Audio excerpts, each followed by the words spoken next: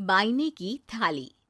जानवी की जुबान पर बचपन से ही हजार सवाल और मन में हर चीज जानने की उत्सुकता रहती है, जिस वजह से वो अपने भाई की शादी में चल रही रस्मों के बीच भी मम्मी से सवाल पूछने लगती है। मम्मी, जब लड़की वालों ने आपको अपनी इतनी बड़ी लड़की दे दी, तो फिर भी उनसे सामान लेना गलत नहीं है क्या? इस पर कोई भी जानवी की बात का जवाब नहीं दे पाता और उसे इग्नोर करते हुए रस्में निभाते रहते हैं। शादी संपन्न होती है और भाभी घर आ जाती है, जिसके बाद जानवी के सवालों का सिलसिला अब भाभी के साथ शुरू होता है। भाभी, मुझे आज तक एक बात समझ नहीं आई, हमेशा सारे बलिदान वाले काम लड़कियां ही क्यों करें? मतलब अपना घर, परिवार, दोस्त, पुरानी जिंदगी सब कुछ छोड़ लड़कियां ससुराल आए, फिर वहाँ सबका दिल जीतने की कसरत भी वही करे, और लड़कों का क्या? बस तैयार हुए, दूल्हे बने और दोबारा अपने घर आकर बैठ गए।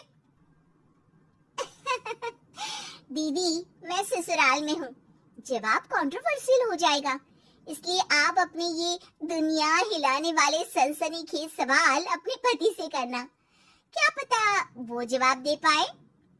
भाभी की बात पर हंसते हुए जानवी वहाँ से चली जाती है। कुछ दिनों बाद उसकी शादी कबीर से हो जाती है। अब ससुराल में कुछ दिन तो जानवी किसी से कोई सवाल पूछे बिना रह लेती है, पर फिर एक शाम दरवाजे पर खड़ी सास को बुजुर्ग भिखारी पर चिल्लाते हुए देख लेती है। अरे मुझे पता है तुम सबके पास खूब पैसा होता है, पर फिर भी हम जैसे शरीफ लोगों को परेशान करना होता है, और फिर जब कोई पैसे ना दे तो तुम उसका खून भी कर देते हो। क्रिमिनल होते हो तुम सब के सब। अब जाते हो यहाँ से या पुलिस को बुलाऊं?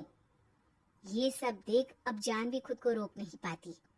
मम्मी, वो आपसे भीख नहीं, खाने की मदद मांग रहे हैं और आप उन पर इस तरह से चिल्ला नहीं सकती।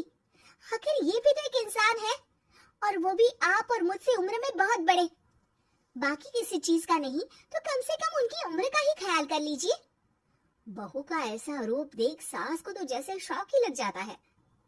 जानवी भिखारी को खाना देकर वहां से भेज देती है, लेकिन इसके बाद से ही सास का उसके प्रति रवैया बदल जाता है।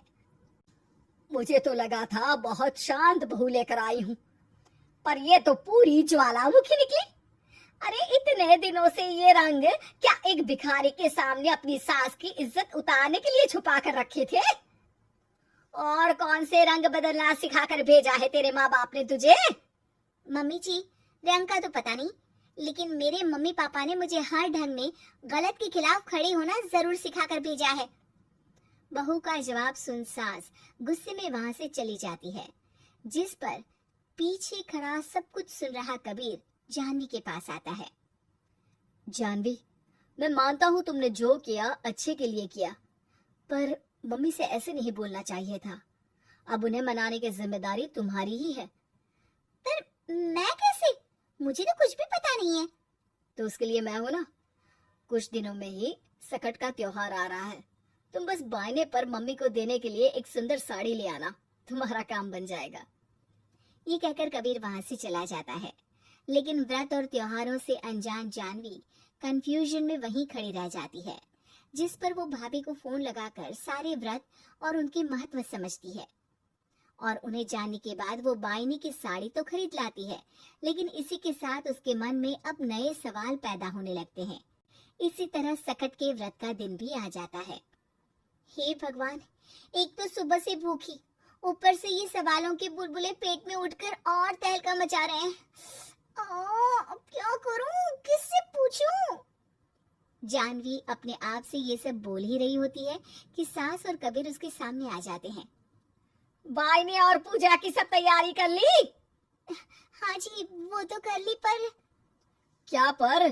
फिर कोई सवाल है? पूछ लो, कहीं पेट में उसे रखे रखे एसिडिटी ना हो जाए। ज्यादा कुछ नहीं, बस पूछना था कि जब ये व्रत बच्चों और दाम्पत्य जीवन की सुख शांति के लिए होता है, फिर इसमें व्रत सिर्फ हम लेडीज ही क्यों रखती हैं? हिस्सेदारी तो दोनों की होती है ना? जानवी की बात सुन इस बार तो सास भी सोचने पर मजबूर हो जाती है। ये तो मुझे नहीं पता और ना हमने कभी किसी से पूछा, बस जो बड़े बुजुर्ग रिवाज बना गए वही चल रहे हैं। इसकी भी कोई वजह जरूर होगी। अच्छा, और ये बायने की वजह? अब बायने से तुम्हें क्या दिक्कत है? नहीं नहीं, दिक्कत कोई नहीं है।